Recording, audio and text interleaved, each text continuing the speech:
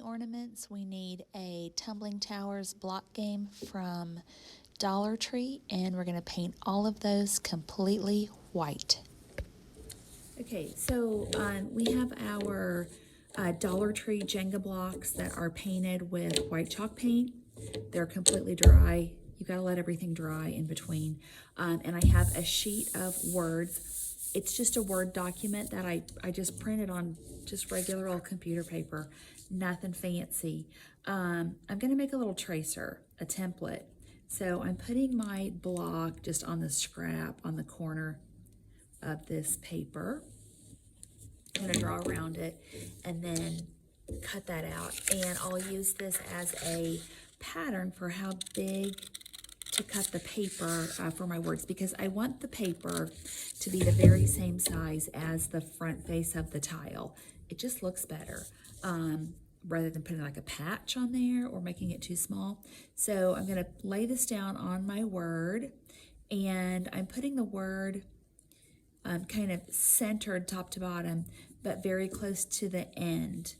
So I'll have some blank space at the top of my tile, at the beginning of my word. And then I'll just trace around that. And I would do that on all my words. Trace around that little tracer. I would do a bunch of them at a time, but I'll just do one here for this demo. And then cut that out. Plain scissors, nothing fancy. I don't have a Cricut or a Silhouette. I don't know if I ever want one. And I know that's really how a lot of crafters put words on things, but I love a good basic low-tech craft. It's pretty low-tech, right? I mean, here's the other thing. If you just want to write your words on here, you could write them on here. I just like using the computer font because it makes like a little set. They all look alike, and I am using plain glue. This is plain white glue from Dollar Tree. I do not like washable glue. Washable is code for not real sticky. So I'm using my washable glue. I'll just put a little bit on the face of my ornament, my little Jenga tile. I know it's not Jenga, it's the Dollar Tree Tumbling Towers game or whatever. Smooth that out, thin coat, real thin coat of glue. And then I have my word cut out to fit. I'm going to match it up at the bottom edge.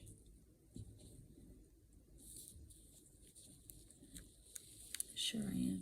I'm going to match it up at the bottom edge and then just smooth it out so that paper covers the entire front face of the tile. So you're not going to have like an edge of the paper showing. So you just do that on all of them, like make a whole set of them. So we're going to do that. Glue those down, plain white glue, just make sure it's stuck all the way top to bottom. Set that aside, do a bunch of them, let that dry, and then we'll come back and finish them.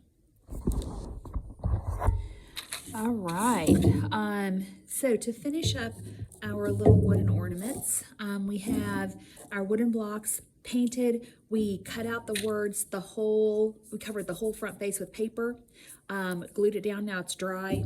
And so we're gonna sand off the edges. I'm using a nail sponge, sanding sponge like for your acrylics. It really works great for sanding something small.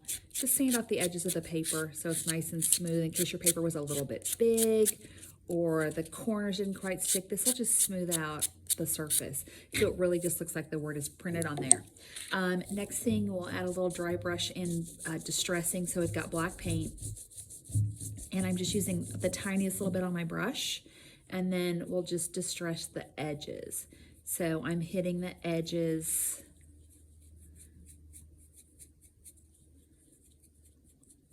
all the way around, just to give it that little grungy look that I really like. I love the grungy look. It just looks, I don't know, I think it looks more finished. But if you want to leave them ungrungified, or if you want to do like a different color of dry brush, you could do red or brown or green. I might try some red dry brush on some more of these later. But any color on dry brush. So you have that. Next thing is the screw eye to make the little hanger at the top. So these are screw eyes. They came from Walmart. There are 14 in this package. It was 97 cents. So you can screw these in by hand. I went ahead and started one for the sake of time on this video, but you can just push these in by hand. So just push and turn, or if you want to use a drill to start a little hole, you can, but they go in pretty easily. So I'm just twisting it around, and then that makes my hanger.